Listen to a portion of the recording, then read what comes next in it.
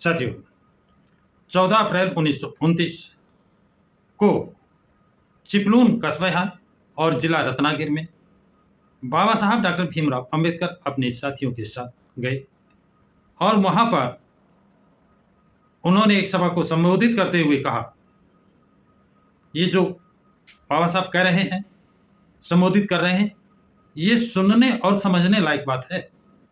वो कितना महत्वपूर्ण बात कह रहे हैं। उनका कहना है कि उन्हें अब विश्वास हो चला है, विश्वास हो गया है कि उनका जीवन दलितों के कल्याण के लिए है। उनका जीवन किसके लिए है? दलितों के कल्याण के लिए ही है। उन्होंने कहा कि वो एक निर्धन परिवार से हैं, संपन्न परिवार, धनवान परिवार से नहीं है, गरीब परिवार से है। और वो गरीबों के बीच बंबई में सुधार न्यास द्वारा बनाई गई खोली में रह रहे हैं। यानी कोई अपनी हवेली बनाकर, अपना बंगला बनाकर नहीं, बल्कि सुधार न्यास द्वारा बनाई गई खोली में रहते हैं। डॉक्टर अंबेडकर ने आगे कहा, मैं आपके कष्टों को जानता हूँ, आपकी परेशानियों को जानता हूँ, आपकी दिक्कतों को जानता हूँ। यह खोली व्यवस्था आपका खून चूस रही है। ये खोली व्यवस्था के विषय में साथियों, अभी मैंने पिछले वीडियो में बड़े डिटेल में बताया था किस तरह ये खून चूसती है, किस तरह गरीबों का शोषण करती है।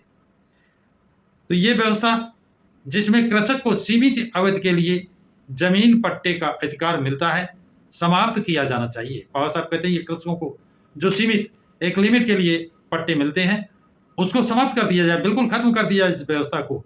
इसके समाप्त होने से आपको शांति मिलेगी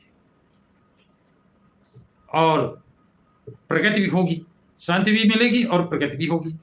अपनी निर्णायक मंजिल तक पहुंचने के लिए आपको आंदोलन जारी रखना होगा। यहाँ चेतावनी देते हैं कि आपको मंजिल मिलने तक शांत नहीं बैठना है। क्या करना है? आंदोलन जारी रखना पड़ेगा, आंदोलन करना पड़ेगा कि ये खोती व्यवस्था समाप्त की जाए। इसके लिए आंदोलन करना पड़ेगा और इसके निर्णायक मंजिल तक पहुंचने के लिए आपको आंदोलन जारी रखना पड़ेगा। यानी आंदोलन बंद नहीं होना चाहिए, लगातार जारी रहना चाहिए। आने वाले 4 या 5 वर्षों में, वह सब एक सीमा अवधि भी बता रहे हैं कि ये तुरंत नहीं मिल जाएगा। आने वाले 4-5 वर्षों में हम पूर्णतः अपने भाग्य व भविष्य निर्माण के निर्णय लेने में सक्षम हो जाएंगे। हम सक्षम होंगे, अपने भाग्य और भविष्य के निर्माण करने में हम सक्षम हो जाएंगे, सक्षम होंगे। उस समय आप सबको विशेषतः ये ध्यान देना होगा कि अपने प्रतिनिधियों का चुनाव पूरी समझ से करें। यानी वोट दें, उनका चयन करें तो समझदारी से करें। अपना वोट बेच ना दें, किसी दूसरे जो आपका शोषण कर रहा है उसी को ना अपना प्रतिनिधि चुन ले। ये चेतावनी दे रहे हैं, प्रतिनिधि का चुनाव समझ से करें और विधायिकाओं में ऐसे प्रतिनिधियों को भेजें जो पूर्ण भक्ति व निष्ठा से खोती व्यवस्था को समाप्त करने में संघर्ष के लिए समर्पित हों।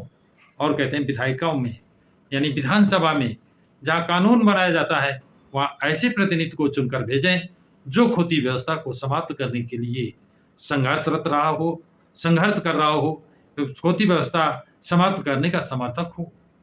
कहीं खोती व्यवस्था को कायम रखने वाले को आप भेजेंगे, चुनेंगे, तो फिर कैसे काम बन पाएगा?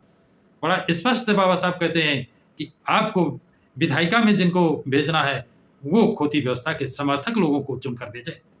पढ़े लिखे, जागरूक, जो आवाज उठा सकें उनको भेजें।